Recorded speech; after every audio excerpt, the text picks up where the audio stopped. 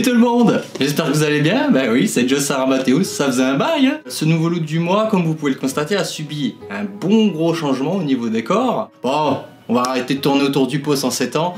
Là, je vais vous présenter donc les achats que j'ai pu faire au cours du mois d'avril, mai, juin, juillet. Ouais, ça date un peu, j'avoue, et je m'en excuse sincèrement parce que j'ai manqué cruellement de temps, j'avais beaucoup de boulot. Bon, je vais pas vous faire attendre plus longtemps, hein. De toute façon vous êtes là pour ce que j'ai acheté, je pense, au moins par curiosité. Donc le premier achat que j'ai fait courant, je sais plus quand est-ce que c'était, hein, parce que j'ai tellement bossé, comme je disais, je suis désolé encore une fois.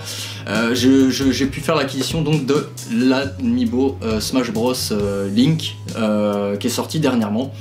J'en suis très satisfait, elle est mignonne, elle est jolie, et franchement, comme je fais que la collection des Amiibo Zelda, à part peut-être certaines autres, parce qu'elles sont vraiment jolies, au-delà de ça...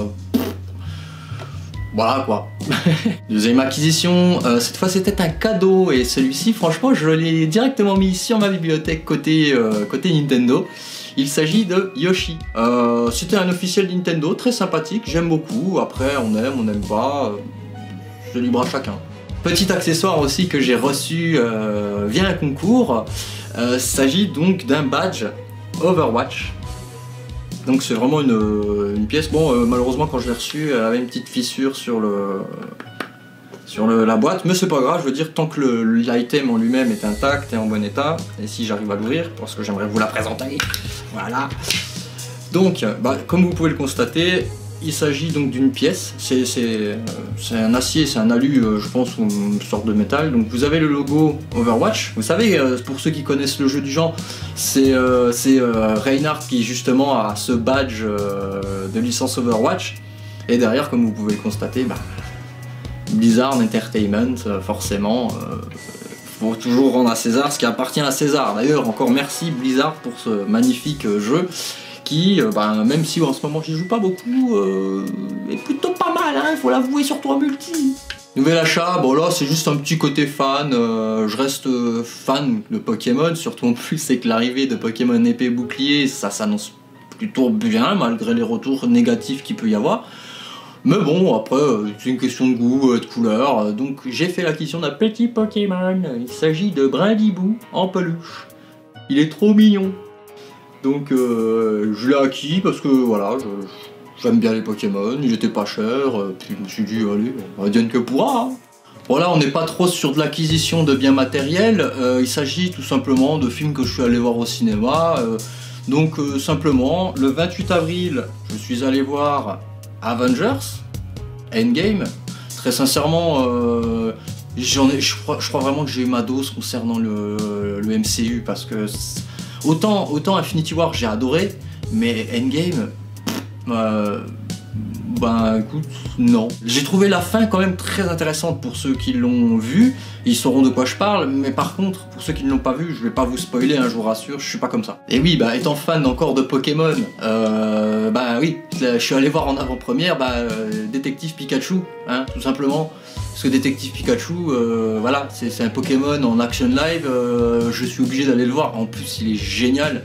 Il y a Ryan Reynolds, déjà il y a Ryan Reynolds qui fait Pikachu, c'est excellent. Et franchement, le film est super bien. C'est de loin le meilleur film Pokémon que j'ai jamais vu. Même si, bon, les dessins animés restent des dessins animés.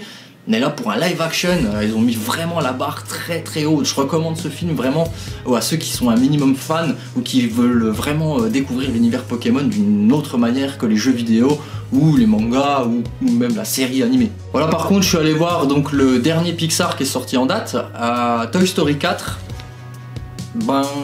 Très honnêtement, je vais être honnête, je dirais pas que j'ai été déçu, mais j'ai pas over kiffé quoi. En fait, je l'ai trouvé moins intéressant et moins bon que les trois premiers, et pour moi justement, c'est mon avis personnel, je le précise toutefois, c'est un peu le film de trop. Ok, il y a une conclusion sympathique, mais j'ai pas trouvé que ça avait la même moralité en fait qu'il pouvait y avoir dans les films précédents, et j'ai trouvé ça extrêmement dommage. Et bien sûr, le dernier film que je suis allé voir en date, il a fait un peu le buzz par rapport aux critiques positives, il n'y en a pas eu beaucoup, mais par contre en négatif, ça y allait à foison, c'était à gogo même je dirais.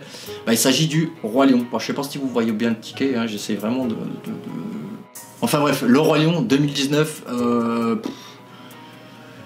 techniquement, je savais que j'allais me prendre une claque. Mais disons que Disney, encore une fois, n'a pas pris de gros risques. On a tellement à cœur le film d'origine, enfin du moins pour les personnes de ma génération, de plus de 30 ans, on est ancré avec l'original. Et le nouveau, ben ouais, c'est cool, c'est beau, c'est marrant, mais ça sert à rien ce film en fait, à part une déballade de technique, ça sert à rien. Et pondez quelque chose d'original quoi à la fin, parce que là on en a marre des reboots. Là attendez, vous nous proposez encore Disney, en film Disney vous nous proposez La Petite Sirène, déjà vous changez complètement le design, vous allez refaire L'étrange de Monsieur Jack, vous allez certainement faire encore, je sais pas moi... Enfin, vous avez prévu votre tambouille sur des films.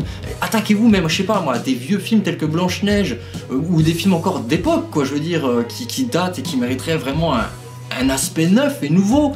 Bien sûr, essayez aussi, je le demande s'il vous plaît, arrêtez cette censure, bon sang, arrêtez cette censure. S'il y a quelque chose de sérieux, mettez-le jusqu'au bout et assumez. C'est pas grave si vous touchez pas un large public. Vous pouvez très bien faire un film pour gosses, par exemple chez côté Pixar, et encore Pixar des fois ils mettent la barre assez haut, mais pour les films vous pouvez faire quand même quelque chose de bien, je sais pas. Bon bref, je vais arrêter de râler là parce que ça sert à rien déjà pour commencer, et ensuite on va parler de choses qui m'ont agréablement surpris. Non là franchement c'est la perfection, pour moi c'est à fleur de la perfection, pardon. C'est clairement le film qu'il faut voir, même si on connaît, même si on connaît pas, et je tiens énormément à remercier l'équipe qui a bossé sur ce film, surtout une en particulier. Merci Philippe Lachaud, merci beaucoup. Ce film est une pure merveille. Nicky Larson et le parfum de Cupidon. Oh, vous l'avez pas vu ? Mais regardez-le, bon sang, vous attendez quoi? Il est dispo partout. Bon, soutien, par contre, prenez-le en physique, que ce soit en DVD, en Blu-ray, je m'en fous. Soutenez-le à mort. Un réalisateur français et producteur français comme celui-ci, faut le soutenir et pas le lâcher, hein, les gars. Faut pas le lâcher, hein. Il a de l'or au bout des doigts et... Allez-y, regardez Nicky Larson et le parfum de Cupidon. Bah, cette fois, on va passer sur ce que vous attendez probablement le plus, pour certains du moins, et certaines. Il s'agit des jeux vidéo. Mais bon, voilà, mieux vaut la qualité que la quantité, comme on dit. Et bien entendu, la qualité est au rendez-vous avec A Plague Tale. Mon Dieu, mais ce jeu, qu'est-ce qu'il est bon! Qu'est-ce qu'il est bon! C'est un chef-d'œuvre scénaristique. C'est un jeu AA qui est beau. Certes, bon, il y a quelques bavures par-ci par-là, mais bon sang, on pardonne ces petites imperfections. Mais il est magnifique. Une histoire aussi touchante, aussi intéressante et prenante, je ne peux que le recommander. Et franchement, il est encore abordable aujourd'hui à un prix, je crois même qu'il a peut-être déjà baissé, j'ai peur de dire une bêtise, mais moi c'était Day One. Bon, je l'ai pas fini, j'ai pas le temps, comme je disais. Mais c'était Day One direct et je l'ai au moins savouré jusqu'au chapitre 8 pour le moment. Et petit bonus, j'ai eu ceci. Une magnifique illustration envoyée et dédicacée par l'équipe de Asobo Studio qui a réalisé le jeu A Plague Tale.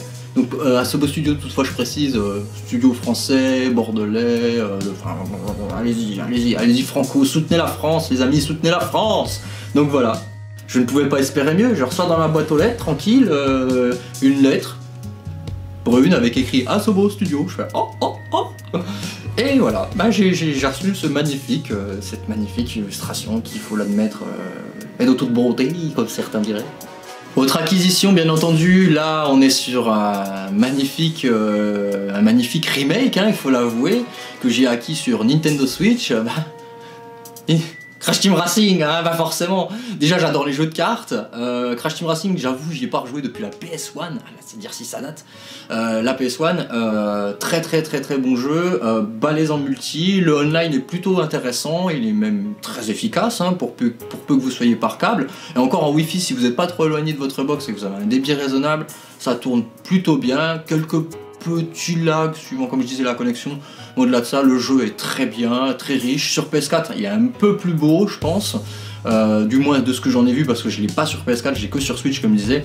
Et pour ceux qui aiment les jeux multi ou les mêmes pour se faire le mode aventure sur ce Crash Team Racing, allez-y, hein, allez-y. Je pense qu'il va pas tarder à baisser de prix, et franchement pour l'avoir eu à 20 balles, franchement si vous êtes abonné à la carte Fnac Plus, précommandez vos jeux à la Fnac, vous avez 10 € remboursés, et en plus de ça, ça vous permettrait d'acheter des jeux plus tard qui vous reviendraient, je dirais pas gratuit parce qu'au final vous le payez indirectement, mais ça vous permet de faire un cashback qui vous revient de droit et qui pourrait vous permettre d'acheter d'autres précommandes. Donc dernière acquisition physique, parce que bon, bien entendu il y a encore d'autres jeux, mais ça c'est du démat. J'ai craqué, j'avoue j'ai craqué. Étant un amoureux du JRPG, encore plus du tactical, hein, faut l'avouer, j'ai pas pu m'en empêcher. Hein. Fire Emblem Three Houses, il est tellement bien, il est tellement bien. Je passe le plus clair de mon temps libre dessus, je l'avoue ouvertement. J'essaye de le poncer parce que l'histoire est magnifique et j'y vais vraiment en long, en large et en travers parce qu'il vaut vraiment, vraiment le coup. C'est de loin le meilleur jeu que j'ai vu, après Plague Tale, je précise toutefois, faut pas déconner, mais c'est de loin l'un des meilleurs jeux Switch que j'ai vu pour cette année, à moins que je me trompe, mais... Parce que là j'avoue de mémoire, j'ai eu des très bons jeux, mais aussi intéressants et aussi captivants, non. Mais, j'ai pris le collector, j'ai pris le collector, ben oui, forcément, j'étais obligé de le prendre ce collector parce que il est magnifique, il est magnifique. Franchement, il y a tout d'intéressant dans celui-là, il y a absolument tout d'intéressant. Dedans, donc, vous avez donc le jeu que je vous ai présenté en boîte normale. Vous avez également le steelbook, qui est, oh mais... Il est juste magnifique le steelbook, j'en ai jamais vu d'aussi beau. Donc il y a l'OST qui est disponible sur une clé USB en porte-clés, là comme vous pouvez le constater. Vous avez donc les pins donc, des 3 maisons. Les pins des 3 maisons, ils sont vraiment stylés, moi j'aime beaucoup, bon après je les laisse dans la boîte parce que voilà c'est collector. Et un artbook, mais un artbook de toute beauté. Même celui de Xenoblade Chronicles 2 n'était pas aussi beau. Franchement regardez-moi cette facture, il est en pochette cartonnée, les illustrations sont belles. Pour moi, ce collector, je vais pas vous mentir, il vaut ses 90 €. Il vaut ses 90 €, ouais, comme je disais, et en même temps, je vais être totalement honnête, j'ai eu ça en plus. Et vous vous dites, mais ouais, bah c'est bien beau, c'est une pochette avec écrit Fire Emblem dessus. Bah, y a pas que ça, mon petit gars, je vais te dire ce que c'est. Dedans, il y a une pièce avec le logo de Fire Emblem à l'avant, Komodo. Et c'est un acier, hein, c'est un alu, c'est une sorte d'acier. Franchement, je suis content de l'avoir eu. Bon, c'était un goodies supplémentaire, hein, faut l'avouer, ça ne mange pas de pain, c'est pas non plus le truc ultra kiffant, mais avoir ça en bonus avec le collector, franchement, on va pas faire la fine bouche. Bon là par contre, c'est juste une acquisition que j'ai eue grâce à un ami, Ben from Tokyo, que je salue et que je fais des gros bisous d'ailleurs. Il a eu la générosité de me trouver et envoyer par la poste donc un objet de précommande par rapport à Pokémon Let's Go Pikachu et Let's Go Evoli. Il s'agit du Steelbook Japon. Donc comme vous pouvez le constater, bah là il y a Evoli hein, sur la boîte, sur la face avant. Vous avez Pikachu sur la face arrière. Et une fois qu'on est dedans, vous voyez Evoli et Pikachu pour pouvoir mettre la cartouche. Bon, j'ai trouvé ça un peu dommage qu'on puisse pas aller mettre les deux.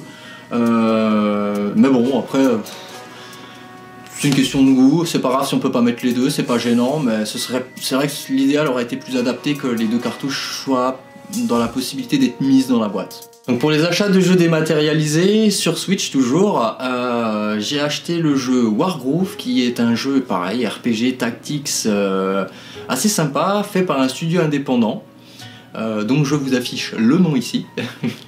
Et bien entendu, franchement, ce jeu-là, je l'ai vraiment savouré, je l'ai fini, je peux que le recommander pour ceux qui sont fans des jeux du genre. Ensuite, pour le second jeu dématérialisé que j'ai pris, il s'agit de Crypt of the Necrodancer, featuring The Legend of Zelda, qui est vraiment très sympa pour le coup. J'ai pas encore eu le temps de beaucoup jouer, mais le gameplay me plaît beaucoup.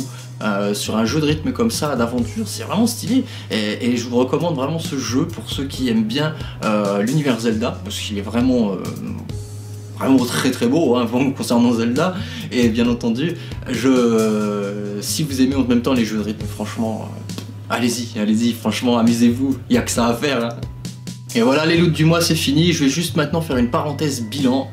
Comme je disais, j'ai beaucoup travaillé pour pouvoir préparer donc ma boîte de prod qui s'appelle ODH Prod. Et oui, voilà le logo.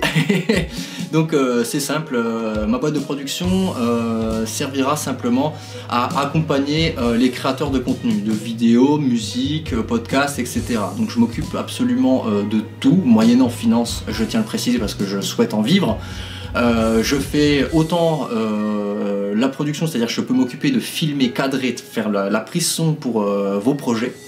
Je peux en même temps traiter et créer une interface complète, que ce soit en fixe ou animé, pour une gestion fond vert, ou alors directement vous faire toute votre charte graphique pour votre compte YouTube, votre compte Facebook, Twitter, Instagram, j'en passe et des meilleurs.